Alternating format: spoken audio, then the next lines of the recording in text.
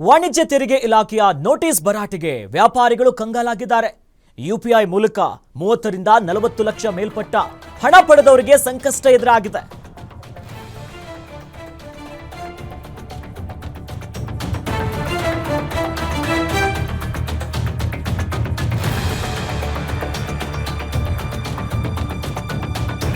ವಾಣಿಜ್ಯ ಇಲಾಖೆಯ ನೋಟಿಸ್ಗೆ ವ್ಯಾಪಾರಿಗಳು ಕಂಗಾಲಾಗಿದ್ದಾರೆ. ಯುಪಿಐ ಮೂಲಕ 30 ರಿಂದ 40 ಲಕ್ಷ ಮೇಲ್ಪಟ್ಟು ಹಣವನ್ನ ಯಾರು ಪಡ್ಕೊಂಡಿದ್ದಾರಲ್ಲ ಅವರೆಲ್ಲರಿಗೂ ಕೂಡ ಸಂಕಷ್ಟ ಎದುರಾಗ್ತಿದೆ. ಲಕ್ಷಾಂತರ ರೂಪಾಯಿ ಜಿಎಸ್ಟಿಯನ್ನ ಕಟ್ಟುವಂತೆ ವಾಣಿಜ್ಯ ತೆರಿಗೆ ಇಲಾಖೆ ನೋಟಿಸ್ ಅನ್ನ ಕೊಟ್ಟಿದೆ ವ್ಯಾಪಾರಿಗಳಿಗೆ. ಕರ್ನಾಟಕದ ವಾಣಿಜ್ಯ ತೆರಿಗೆ ಇಲಾಖೆಯಿಂದ ಮಾತ್ರ ಈ ಕ್ರಮವನ್ನ ತೆಗೆದುಕೊಳ್ಳಲಾಗಿದೆ. ದೇಶದ ಇನ್ಯಾವುದೇ ರಾಜ್ಯದಲ್ಲೂ ಕೂಡ ಆಯಾ ರಾಜ್ಯ ಸರ್ಕಾರ ಈ ಒಂದು ಕ್ರಮವನ್ನ ಕೈಗೊಂಡಿಲ್ಲ. ಕಟ್ಟಬೇಕು ಅನ್ನೋ ನಿಟ್ಟಿನಲ್ಲಿ ಬೇರೆ ರಾಜ್ಯಗಳ ವಾಣಿಜ್ಯ ತೆರಿಗೆ ಇಲಾಖೆ ನೋಟಿಸ್ ಅನ್ನ ಕೊಟ್ಟಿಲ್ಲ, ಬಟ್ ನಮ್ಮ ರಾಜ್ಯದಲ್ಲಿ ಕೊಟ್ಟಿದ್ದಾರೆ. ಹೀಗಾಗಿ ಕರ್ನಾಟಕದಲ್ಲಿ ಮಾತ್ರ ರಾಜ್ಯ ವಾಣಿಜ್ಯ ತೆರಿಗೆ ಇಲಾಖೆ ನೋಟಿಸ್ ಅನ್ನ ಕೊಟ್ಟಿದೆ. ಈ ಮೂಲಕವಾಗಿ ವ್ಯಾಪಾರಿಗಳು ಈಗಾಗಲೇ ಫುಲ್ ಕನ್ಫ್ಯೂಷನ್ ಅಲ್ಲಿದ್ದಾರೆ. ಹಿಂಗಾದ್ರೆ ಹೆಂಗೆ, ನಮಗೆ ಗೊತ್ತಿಲ್ಲ, ಯುಪಿಐ ಮೂಲಕ ಪಡ್ಕೊಂಡ್ವಿ, ಇಷ್ಟೊಂದು ಹಣ ಒಂದೇ ಸಲ ಕಟ್ಟಬೇಕು ಅಂತಂದ್ರೆ ನಾವು ಎಲ್ಲಿ ಹೋಗೋದು ಅನ್ನೋದಾಗಿ ವ್ಯಾಪಾರಿಗಳು ಈಗಾಗಲೇ ಒಂದಿಷ್ಟು ಜನ ತಮ್ಮ ಅಳಲನ್ನ ತೋಡ್ಕೊಂತಿದ್ದಾರೆ. ಆ ನಿಟ್ಟಿನಲ್ಲಿ ಯುಪಿಐ ಮೂಲಕ 30 ರಿಂದ 40 ಲಕ್ಷ ಮೇಲ್ಪಟ್ಟು ಯಾರು ಹಣವನ್ನ ಪಡ್ಕೊಂಡಿದ್ದಾರೆ ಅವರೀಗ ಲಕ್ಷಾಂತರ ರೂಪಾಯಿ ಜಿಎಸ್ಟಿಯನ್ನ ಕಟ್ಟಬೇಕಾಗಿರುತ್ತೆ. ಈಗಾಗಲೇ ನೋಟಿಸ್ ಅನ್ನ ಕೂಡ ಅಧಿಕಾರಿಗಳು ಕೊಟ್ಟಿದ್ದಾರೆ. ಅದೇ ವಿಚಾರ ಒಂದು ಕಡೆ ಆದ್ರೆ ಇದು ನಮ್ಮ ರಾಜ್ಯದಲ್ಲಿ ಮಾತ್ರ ಕಂಡು ಬರ್ತಾ ಇರೋದು. ಈ ರೀತಿಯಾಗಿ ಯುಪಿಐ ಮೂಲಕ ಹಣವನ್ನ ಯಾರು 30 ರಿಂದ 40 ಲಕ್ಷ ಮೇಲ್ಪಟ್ಟು ಪಡ್ಕೊಂಡಿದ್ದಾರಲ್ಲ, ಯುಪಿಐ ಯಾರು ರಿಸೀವ್ ಮಾಡ್ಕೊಂಡಿದ್ದಾರಲ್ಲ, ಇದು ಬೇರೆ ರಾಜ್ಯದಲ್ಲಿ ಈವರೆಗೂ ಕೂಡ ಎಲ್ಲೂ ಕೂಡ ಈಗ ವಾಣಿಜ್ಯ ತೆರಿಗೆ ಇಲಾಖೆಯ ಅಧಿಕಾರಿಗಳು ಹೋಗಿ ನೋಟಿಸ್ ಕೊಡೋದು ಅಥವಾ ಜಿಎಸ್ಟಿ ಕಟ್ಟಲೇಬೇಕನ್ನೋ ವಿಚಾರಗಳು ಬೇರೆ ರಾಜ್ಯದಲ್ಲಿ ಇಲ್ಲಿವರೆಗೂ ಕೂಡ ವರದಿ ಆಗಿಲ್ಲ. ಕರ್ನಾಟಕದಲ್ಲಿ ಮಾತ್ರ ರಾಜ್ಯ ವಾಣಿಜ್ಯ ತೆರಿಗೆ ಇಲಾಖೆ ಮಾತ್ರ ನೋಟಿಸ್ ಕೊಟ್ಟಿರೋದು. ಇನ್ನು ಕರ್ನಾಟಕದಲ್ಲಿ ಮಾತ್ರ ಯಾಕೀಗ ಯುಪಿಐ ಪ್ರಾಬ್ಲಮ್ ಶುರು ಆಗ್ತಿದೆ?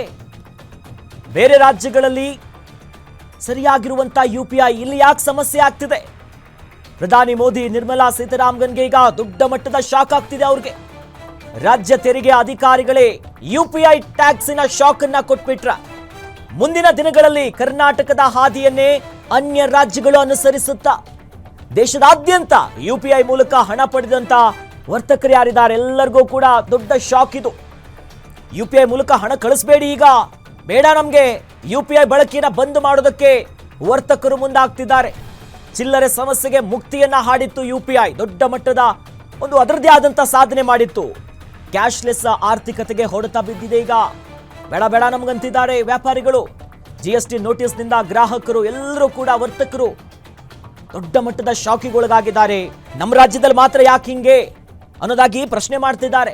ಬೇರೆ ರಾಜ್ಯದಲ್ಲಿ ಈ ಸಮಸ್ಯೆ ಇಲ್ಲ, ನಮ್ಮ ರಾಜ್ಯದಲ್ಲಿ ಮಾತ್ರ ವಾಣಿಜ್ಯ ಇಲಾಖೆಯ ಅಧಿಕಾರಿಗಳು ಕೊಟ್ಟಿದ್ದಾರೆ. ಅದಕ್ಕಾಗಿನೇ ಬೇಡಪ್ಪ, ಇಷ್ಟು ದಿನ ಚಿಲ್ಲರೆ ಕೊಡಬೇಕಾದಂಥ ಸಮಸ್ಯೆಗೆ ಎಲ್ಲರೂ ಕೂಡ QR ಕೋಡ್ ಅನ್ನ ಹಾಕ್ತಿದ್ರು. ಅಂಗಡಿ ಸುತ್ತಮುತ್ತ ನೋಡ್ತಿದ್ವಿ, ಬಣ್ಣಕ್ಕೆ ಇರ್ತಿತ್ತು. ಬಟ್ ಈಗ ಹಿಂಗಾದ್ರೆ ಹೆಂಗೆ ಸ್ವಾಮಿ ಅನ್ನೋದಾಗಿ ವರ್ತಕರು ತಮ್ಮ ಅಳಲನ್ನು ತೋಡ್ಕೊಂತಿದ್ದಾರೆ. ನಮಗೆ ನೀವು ಕ್ಯಾಶೇ ಕೊಡಿ, ನಗದು ರೂಪವಾಗಿ ನಾವು ತಗೊಂತೀವಿ, ಇನ್ನು ಮುಂದೆ ಆನ್ಲೈನ್ ಪೇಮೆಂಟ್ ಹಿಂಗೆ ಮಾಡಿದ ತಕ್ಷಣ ಬರ್ತಿತ್ತಲ್ಲ, ನಮಗೆ ಬೇಡ, ಇಷ್ಟೆಲ್ಲ ಹಣ ಕಟ್ಟೋದಕ್ಕೆ ನಾವೆಲ್ಲೂ ಹೋಗೋದು. ಒಟ್ಟಿನಲ್ಲಿ ದೊಡ್ಡ ಮಟ್ಟದ ಸಮಸ್ಯೆ ಎದುರಾಗ್ತಿದೆ. ಕರ್ನಾಟಕದಲ್ಲಿ ಮಾತ್ರ ಯುಪಿಐ ಪ್ರಾಬ್ಲಮ್ ಯಾಕೆ ಅನ್ನೋದಾಗಿ ಕೇಳ್ತಿದ್ದಾರೆ. ಬೇರೆ ರಾಜ್ಯದಲ್ಲೂ ಕೂಡ ಎಲ್ಲವೂ ಕೂಡ ಸರಿಯಾಗಿದೆ, ನಮ್ಮ ರಾಜ್ಯದಲ್ಲಿ ಮಾತ್ರ ಯಾಕೆ ಹಿಂಗೆ? ಪ್ರಧಾನಿ ಮೋದಿ, ನಿರ್ಮಲಾ ಸೀತಾರಾಮನ್ ಅವರು ಎಲ್ಲರಿಗೂ ಕೂಡ ಶಾಕ್ ಇದು. ಡಿಜಿಟಲ್ ಇಂಡಿಯಾ, ಕ್ಯಾಶ್ಲೆಸ್ ಎಲ್ಲದಕ್ಕೂ ಹೋದ್ರು, ಬಟ್ ರಾಜ್ಯ ತೆರಿಗೆ ಅಧಿಕಾರಿಗಳೇ ಈ ರೀತಿಯಾದಂತ ಒಂದು ಶಾಕ್ ಕೊಟ್ರ. ಹೀಗಾಗಿ ಮುಂದಿನ ದಿನಗಳಲ್ಲಿ ಬೇರೆ ರಾಜ್ಯದಲ್ಲೂ ಕೂಡ ಇದೇ ರೀತಿಯಾಗಿ ಪ್ರಶ್ನೆ ಮಾಡ್ತಾರ. ದೇಶದಾದ್ಯಂತ ಯುಪಿಐ ಮೂಲಕ ಹಣ ಪಡೆದಂತ ವರ್ತಕರು ಯಾರಿದಾರಲ್ಲ ಅವರೆಲ್ಲರೂ ಕೂಡ ಯುಪಿಐ ಇಂದ ಹಣ ಕಳಿಸಬೇಡಿ, ನಮಗ ನೀವೇನು ನಗದನ್ನ ಕೊಡಿ ಅಂತಿದ್ದಾರೆ. ಈ ಮೂಲಕವಾಗಿ ಚಿಲ್ಲರೆ ಸಮಸ್ಯೆಗೊಂದು ಮುಕ್ತಿ ಹಾಡಿತ್ತು. ಆದ್ರೆ ಈಗ ಕರ್ನಾಟಕದಲ್ಲಿ ಹಿನ್ನಡೆ ಆಗ್ತಿದೆ. ಕ್ಯಾಶ್ಲೆಸ್ ಆರ್ಥಿಕತೆ ಹೊಡೆತವನ್ನ ಕೊಡ್ತಾ ಇದೆ. ಈಗ ವಾಣಿಜ್ಯ ತೆರಿಗೆ ಇಲಾಖೆಯ ಈ ಒಂದೇ ಒಂದು ನೋಟಿಸ್ ನೋಡಿ, ಜಿಎಸ್ಟಿ ನೋಟಿಸ್ನಿಂದ ಗ್ರಾಹಕರು ಮತ್ತು ವ್ಯಾಪಾರಿ ಇಬ್ಬರಿಗೂ ಕೂಡ ಸಮಸ್ಯೆ ಆಗುತ್ತೆ. ಯಾಕಂದ್ರೆ ಇಷ್ಟು ದಿನ ಕ್ಯಾಶ್ ಇಟ್ಕೊಳ್ಳೋದೇ ಕಡಿಮೆ ಆಗಿತ್ತು, ದೊಡ್ಡ ಮಟ್ಟದ ಒಂದು ಸಂಚಲನ ಆಗಿತ್ತು. ಗುಜರಾತ್ ರಾಜ್ಯದಲ್ಲೂ ಕೂಡ ವಾಣಿಜ್ಯ ತೆರಿಗೆ ಇಲಾಖೆ ಕ್ರಮವನ್ನು ತೆಗೆದುಕೊಳ್ಳಕ್ಕೆ ಮುಂದಾಗ್ತಿದೆ. ಯುಪಿ, ಮಹಾರಾಷ್ಟ್ರ, ಆಂಧ್ರದಲ್ಲೂ ಕೂಡ ನೋಟಿಸ್. ಈ ಮೂಲಕ ಜಿಎಸ್ಟಿ ತೆರಿಗೆ ಏರಿಕೆ ಮಾಡಿಕೊಳ್ಳುವಂತ ತಂತ್ರನ ಇದು.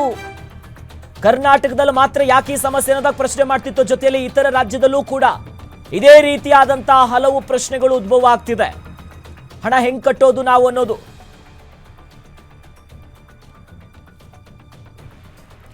ಎಸ್ ಈ ಬಗ್ಗೆ ಹೆಚ್ಚಿನ ಡೀಟೇಲ್ಸ್ ನೀಡ್ತಾರೆ ನಮ್ಮ ಡಿಜಿಟಲ್ ಎಡಿಟರ್ ದಿಲೀಪ್ ಫೋನ್ ಸಂಪರ್ಕದಲ್ಲಿ ಜಾಯ್ನ್ ಆಗ್ತಿದ್ದಾರೆ. ದಿಲೀಪ್, ಈಗಾಗಲೇ ಇಂಡಿಯಾದಲ್ಲಿ ಕ್ಯಾಶ್ಲೆಸ್ ಇಂಡಿಯಾ, ಡಿಜಿಟಲ್ ಇಂಡಿಯಾ ಮಾಡುವಂತ ಒಂದು ಭಾಗವಾಗಿ ಈ UPI ಪರಿಚಯ ಮಾಡ್ತಾರೆ. ದೊಡ್ಡ ಮಟ್ಟದ ಒಂದು ಸಕ್ಸಸ್ ಕಾಣುತ್ತೆ. ಬಟ್ ಈಗ ನಮ್ಮ ರಾಜ್ಯದಲ್ಲಿ ತೆರಿಗೆ ಇಲಾಖೆಯ ಈ ವರ್ತಕರಿಗೆ ಕೊಟ್ಟಿರುವಂತ ನೋಟಿಸ್ ನಿಜಕ್ಕೂ ಶಾಕ್ ಕೊಟ್ಟಿದೆಯಲ್ಲ. ಯಾಕೆ ಈ ಕ್ರಮಕ್ಕೂ ಮುಂದಾದ್ರು? ಸದ್ಯ ಅಧಿಕಾರಿಗಳು ಏನು ಹೇಳ್ತಿದ್ದಾರೆ? ಜೊತೆಲಿ ಬೇರೆ ರಾಜ್ಯನೂ ಕೂಡ ಇದನ್ನ ಅನುಸರಿಸುತ್ತಾ ಮುಂದಿನ ದಿನದಲ್ಲಿ ಏನಿದೆ UPI ಪ್ರಾಬ್ಲಮ್ ಅಂತ?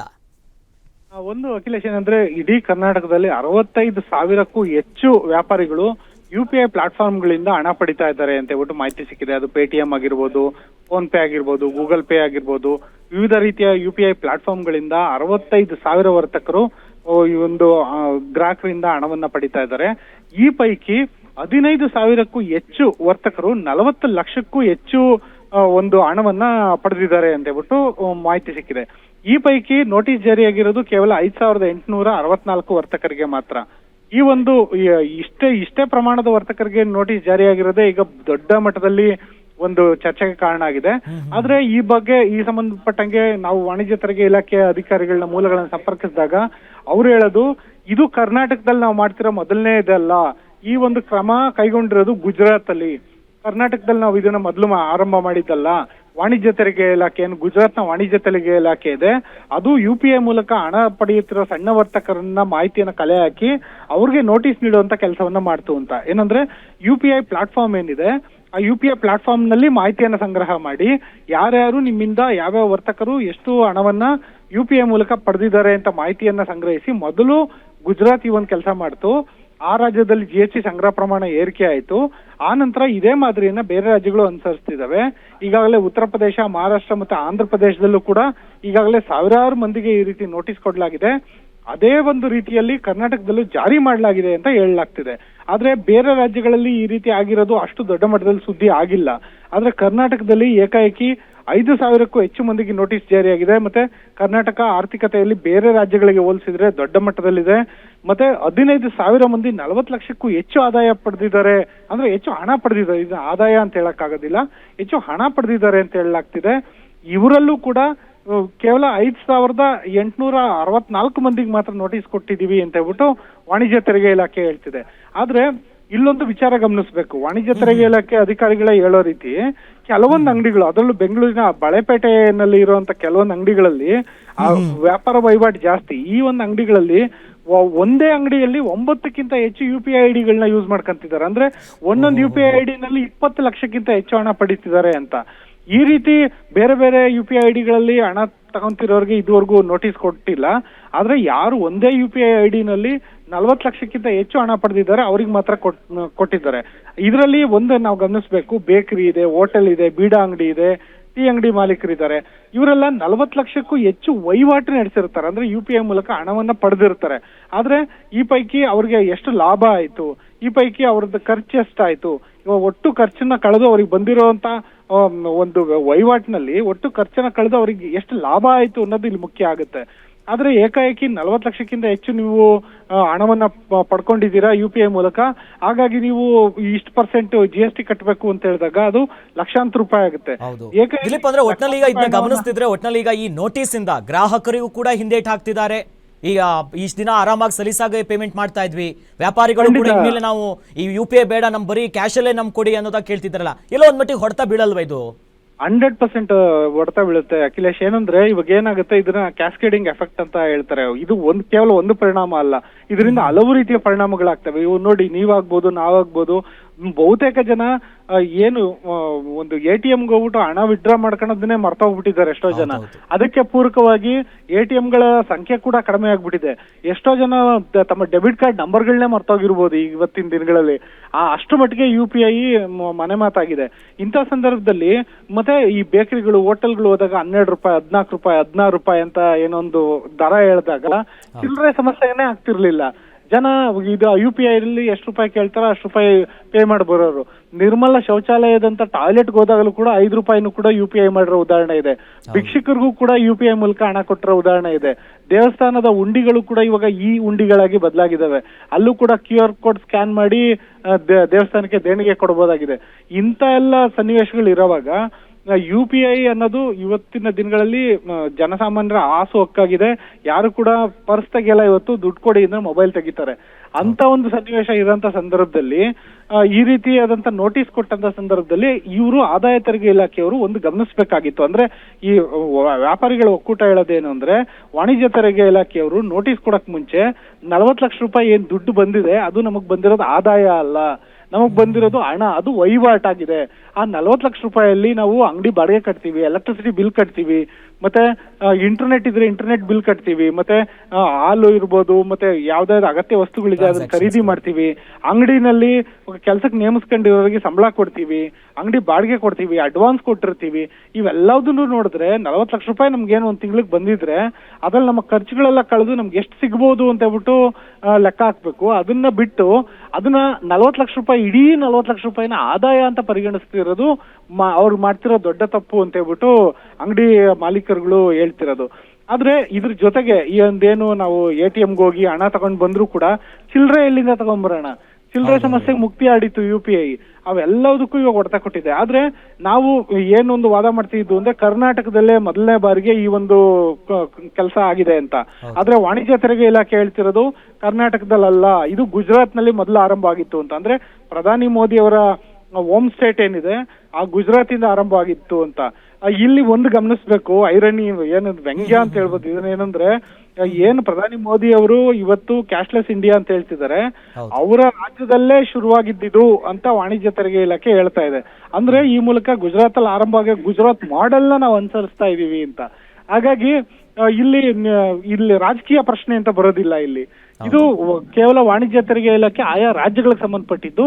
ಆ ರಾಜ್ಯದಲ್ಲಿ ಏನೊಂದು ಮಾದರಿ ಅನುಸರಿಸಿದರೆ ಆ ರಾಜ್ಯದಲ್ಲಿ ಅವ್ರಿಗೆ ತೆರಿಗೆ ಸಂಗ್ರಹ ಪ್ರಮಾಣ ಜಾಸ್ತಿ ಆಗಿದೆ, ಹಂಗಾಗಿ ಅದೇ ಮಾದರಿಯನ್ನೇ ಎಲ್ಲಾ ರಾಜ್ಯಗಳಲ್ಲೂ ನಾವು ಅನುಸರಿಸ್ತಾ ಇದೀವಿ ಅಂತ ಹೇಳ್ಬಿಟ್ಟು ಈ ಒಂದು ಸ್ಪಷ್ಟನೆ ಬರ್ತಾ ಇದೆ ಅಖಿಲೇಶ್. ಜೊತೆಲಿ ಈಗ ಯಾರ್ಯಾರಿಗೆ ನೋಟಿಸ್ ಹೋಗಿದ್ದಿಲ್ಲ 30-40 ಲಕ್ಷದ ಮೇಲೆ ಯಾರ್ಯಾರು ಟ್ರಾನ್ಸಾಕ್ಷನ್ಸ್ ಆಗಿದೆ ಅಂತ, ಈಗ ಅವ್ರು ಯಾವಾಗ ಹಣ ಪಾವತಿ ಮಾಡಬೇಕು, ಅದಕ್ಕೇನಾದ್ರೂ ಗಡುವು ಕೊಟ್ಟಿದ್ದಾರಾ, ಒಂದೇ ಸಲ ಕಟ್ಟಬೇಕಾ? ಯಾಕಂದ್ರೆ ಸುಮಾರು ವರ್ಷಗಳಿಂದಲೂ ಪೆಂಡಿಂಗ್ ಇರುತ್ತೆ ಇವೆಲ್ಲ. ಈಗ ಅಖಿಲೇಶ್ ಏನಂದ್ರೆ, ಇದೊಂದು ಆರ್ಥಿಕ ವರ್ಷ ಅಂತ ಏನ್ ಕರೀತಾರೆ, 2025 ಮತ್ತೆ 26 ಆರ್ಥಿಕ ವರ್ಷದ ಒಳಗಡೆ ಅವರು ಈ ಒಂದು GST ನ ಕಟ್ಟಬೇಕಾಗತ್ತೆ. ಅಂದ್ರೆ ಇಲ್ಲಿ ಒಂದು ಗಮನಿಸಬೇಕಾಗಿರೋದು, ವರ್ತಕರು ಈ ವಿಚಾರಕ್ಕೆ ಆತಂಕ ಪಡೋ ಅಗತ್ಯ ಇಲ್ಲ. ಒಂದು ವೇಳೆ GST ಕಟ್ಟಲೇಬೇಕು ಅಂತಾನೆ ಇದ್ರೆ, ಅಂದ್ರೆ 1.5 ಕೋಟಿವರೆಗೂ ಏನೊಂದು ಲಿಮಿಟ್ ಇದೆ, ಆ 1.5 ಕೋಟಿಗೆ ಅವರು GST ಕಟ್ಟಬೇಕಾಗಿರೋದು 1.5 ಲಕ್ಷ ಮಾತ್ರ. ಅಂದ್ರೆ 1.5 ಕೋಟಿ ಹಣವನ್ನು ಅವ್ರು ಪಡ್ಕೊಂಡಿದ್ರೆ 1% ಕಟ್ಟಬೇಕು, 1.5 ಲಕ್ಷ. ಮತ್ತೆ ಅದಕ್ಕೆ GST ವ್ಯವಸ್ಥೆ ಸಂಪೂರ್ಣ ಸರಳೀಕರಣ ಆಗಿದೆ. ಇದು ಅವ್ರು ಯಾವುದೇ ಆದಂತ ಒಬ್ರು ಯಾರೊಂದು ಇನ್ಕಮ್ ಟ್ಯಾಕ್ಸ್ ಏನು ಸಬ್ಮಿಟ್ ಮಾಡೋರು ಇರ್ತಾರೆ, ಯಾರಾದ್ರೂ ಒಬ್ರು IT ಎಕ್ಸ್ಪರ್ಟ್ಗಳು ಇರ್ತಾರಲ್ಲ, ಆದಾಯ ತೆರಿಗೆ ಎಕ್ಸ್ಪರ್ಟ್ಗಳು, ಅವ್ರ ಹತ್ರ ಹೋದ್ರೆ ಅವ್ರು ತುಂಬಾ ಸರಳವಾಗಿರುವಂತ GST ವ್ಯವಸ್ಥೆನ ವಿವರಿಸ್ತಾರೆ. ನೀವು ಯಾವುದೇ ಇನ್ವಾಯ್ಸ್ ನ ಫಿಲ್ ಮಾಡ್ಬೇಕಾಗಿಲ್ಲ, ನೀವು ಯಾವುದೇ ಫಾರಂ ಫಿಲ್ ಮಾಡ್ಬೇಕಾಗಿಲ್ಲ, ಎಲ್ಲದೂ ಆನ್ಲೈನ್ ಅಲ್ಲೇ ಆಗುತ್ತೆ. ನಿಮ್ಗೆ ಇಷ್ಟ ಹಣ UPI ಮೂಲಕ ನಿಮ್ಮ ಬ್ಯಾಂಕ್ ಅಕೌಂಟಿಗೆ ಬಂದಿದೆ ಅಂತ ಹೇಳ್ಬಿಟ್ಟು ಮಾಹಿತಿ ಅಂತೂ ಇರುತ್ತೆ. ಅದಕ್ಕೆ 1% ಹಣವನ್ನ ಡಿಡಕ್ಟ್ ಆಗುತ್ತೆ, ಎಲ್ಲ ಆನ್ಲೈನ್ ಅಲ್ಲೇ ಮುಗಿಯುತ್ತೆ. ಮತ್ತೆ ವ್ಯವಸ್ಥೆ ಸರಳೀಕರಣ ಆಗಿದೆ. ಇಲ್ಲಿ ಪ್ರಶ್ನೆ ವ್ಯವಸ್ಥೆ ಸರಳೀಕರಣ ಇಲ್ಲ, ವ್ಯವಸ್ಥೆ ಸಂಕೀರ್ಣ ಅನ್ನೋದಲ್ಲ, ದುಡ್ಡು ಯಾಕೆ ಕಟ್ಟಬೇಕು ಅನ್ನೋದು ಇಲ್ಲಿ ಪ್ರಶ್ನೆ ಆಗಿರೋದು ಅಖಿಲೇಶ್. ಧನ್ಯವಾದಗಳು ದಿಲೀಪ್ ತಮ್ಮೆಲ್ಲ ಮಾಹಿತಿಗೆ.